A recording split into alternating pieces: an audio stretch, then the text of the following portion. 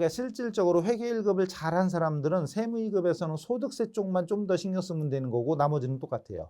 근데 회계 1급도 까딱까딱 넘어오신 분들은 세무에서 또 까딱까딱 이렇게 되는 거지. 그죠? 분명히 요즘 쉽게 나오는 거예요. 합격률이 뭐 40%만 나오고 이러잖아요. 40% 넘을 때도 많고. 그러니까 분명히 쉽게 나오는데 공부하는 사람은 어려워요. 항상. 합격률이 50% 나와도 어려운 거야. 근데 그건 그거고 일단 상대적으로 절대 예전에 비해서 더 어렵게 나오는 게 아닙니다. 특히 이론도 이론이지만 실기로 넘어가면 훨씬 더 쉬워졌어요. 특히 부가가치세 그 신고서 작성하는 거 그 부분에서도 예전에는 무조건 그냥 가산세가 두세 개씩 나왔어요. 요즘 안 나오잖아요. 가산세가 1년에 한두 번 나올까 말까야. 안 나와. 왜? AT에서 하나도 안 나오거든. 그게 더 쉬워진 거예요. 이론도 그러니까 솔직히 지금 여기까지도 회계 1급에 다 했던 내용들 나오는 겁니다. 이거 저 회계 1급에서 한 건데 솔직히 순수하게 회계 세무 2급범이라고 말할 게 별로 없어요. 솔직히.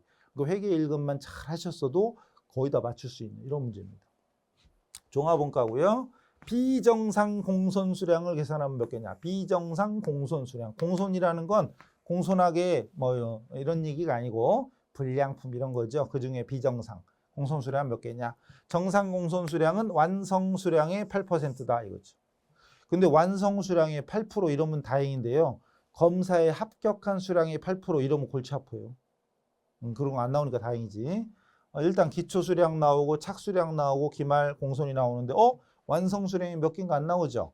그럴 때는 머릿속으로 잽싸게 물론 저는 쓸 거지만 기초 차변에 200개 그 다음 단기 착수도 차변입니다. 착수가 여기 900개 그리고 대변에 기본이 원래 완성과 기말이 온단 말이죠.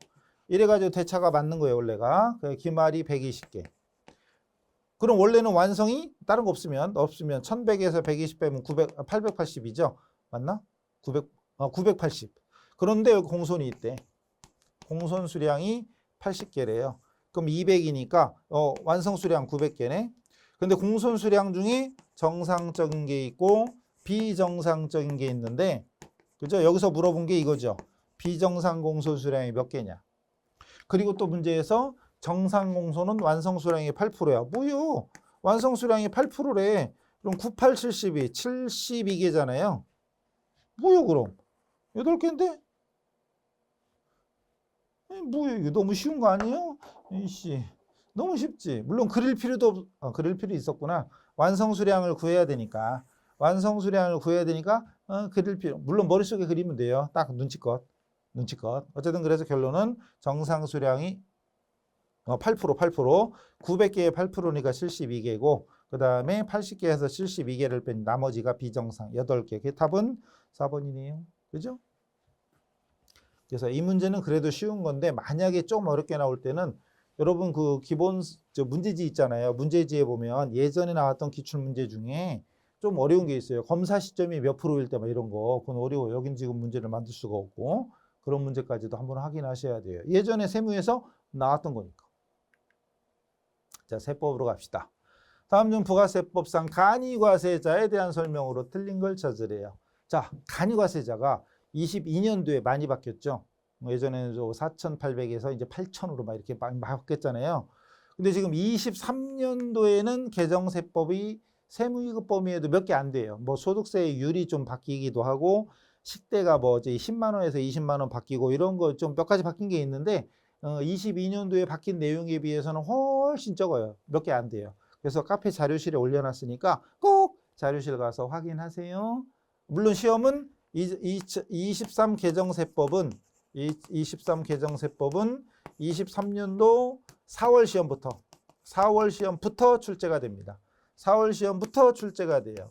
물론 이게 시험 보는 거에 이제 물론 관련된 내용이 나올 수도 있지만 개정되고 바로 나오는 경우는 별로 없어요.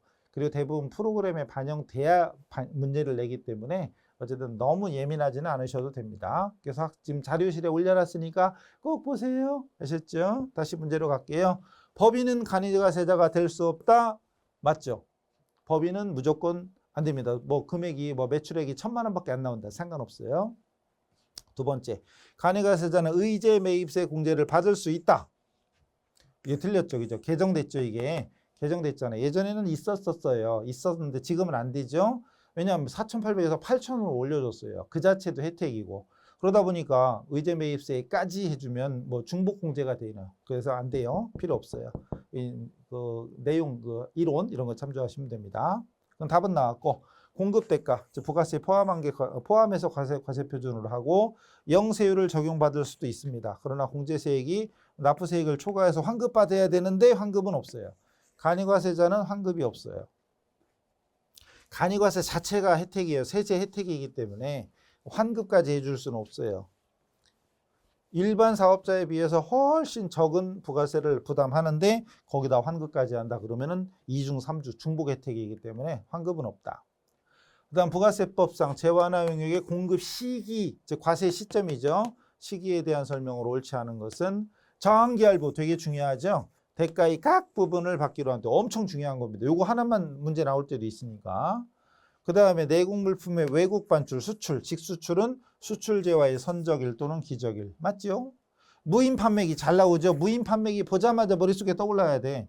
재화가 인도될 때가 아니죠. 아니고 뭐 현금 꺼낼 때.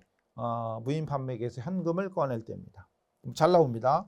완성도 기준 지급 조건부. 대가의 각 부분 받기로 한 때. 또는 조건 성취 시. 이런 것도 있죠. 그래서 세법은 또 계속 안 보면 더 까먹잖아요. 자꾸 봐야 돼. 자꾸 봐야 돼. 귀찮아도 자꾸 봐야 돼. 어쩔 수 없잖아요. 특히 우리 이쪽 분야에 근무를 하겠다 그러면은 세법에 대한 뉴스를 항상 신경 써서 들으셔야 돼요. 매년 수시로 바뀌어요. 또 뭐냐? 부가세법상 면세 대상 재완화 용역에 해당하지 않는 것은 그래서 교재 보면 표에 막 이따시만하게 막 그 면세에 해당되는 것들 막 있잖아요.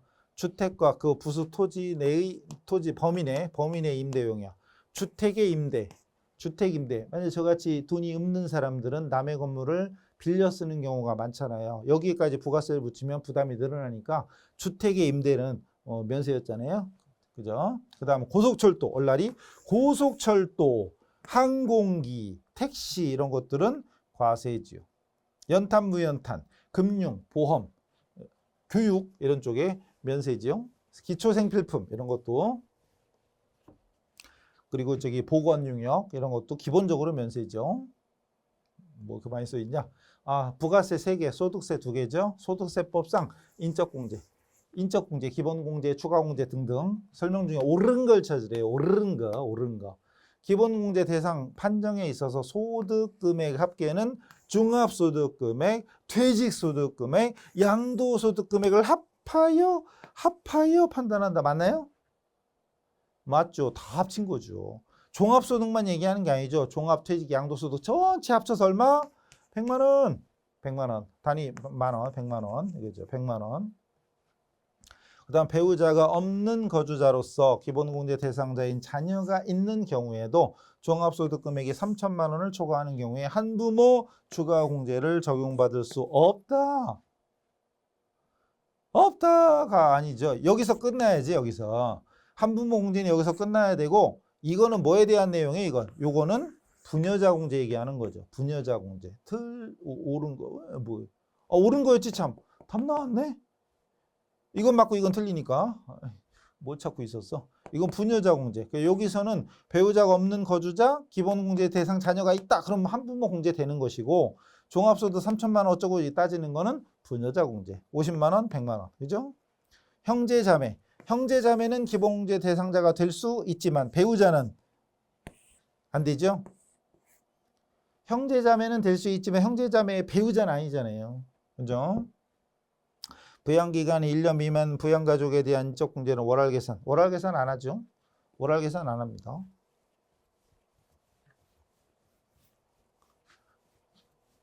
자, 우리 연말정산할 때도 많이 써먹는 거. 마지막이네요. 소득세법상 과세 대상 근로소득에 해당하지 않는 것은 해당하지 않는 거. 주주총회 등 의결기관에 따라 상여로 받는 소득. 상여로 받는 소득, 근로소득에 포함되죠. 대가를 받는 거. 퇴직할 때 받는 퇴직소득에 속하지 않는 퇴직공로금. 퇴직금 플러스 퇴직 1호금, 공로금. 이것도 어쨌든 받는 거죠. 받는 거니까 근로소득에 해당돼요. 뭐가 됐든 간에 대가를 받는 것이 기본적으로 소득에 들어가죠. 물론 비과세되는 게 있긴 하죠. 근데 그걸 찾는 거잖아요, 결론은.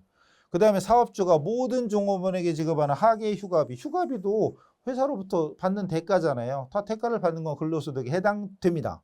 근데 임원이 아닌 종업원이 중소기업에서 주택 구입에 소요되는 자금을 저리, 이 낮은 금리 또는 무상으로 받음으로써 얻는 이익.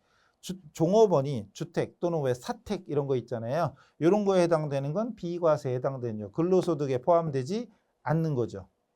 이게 답이죠, 그러니까.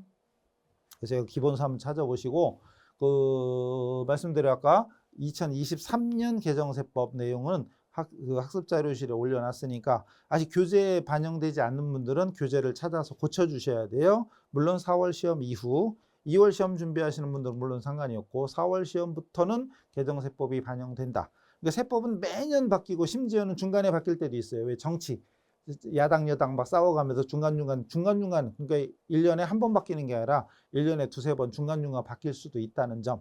그리고 또 24년도가 총선인가 있지 아마 뭐 그런 선거 이슈에 따라 중간중간 세율이 바뀌기도 해요. 그게 좀 우리 공부하는 사람 좀 짜증나기도 하지만 어쨌든 그게 세법이야 늘 그런 거니까.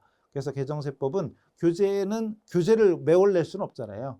교재를 1년에 서너 번씩 낼 수는 없거든요. 그러니까 교재에는 반영이 늦을 수밖에 없으니까 이해를 해주시고 그 대신 그때그때 학습자료실에 계속해서 올리잖아요. 학습자료실을 수시로 보세요. 제발 아셨죠? 확인하시면 됩니다. 그래서 세무이급 이론, 실무 공부 열심히 하시고 시험 잘 보시고 시험에는 합격 후기까지 꼭 남겨주세요. 합격 후기가 너무 안 올라와요. 합격 후기 안 올라와서 카페 문 닫게 생겼어요. 그래서 합격 후기까지 꼭 남겨주시는 걸로 완료해 주시면 감사하겠습니다. 자, 그래서 105회 전산세무 2급 기출문제풀이를 마치도록 하겠습니다. 수고하셨습니다.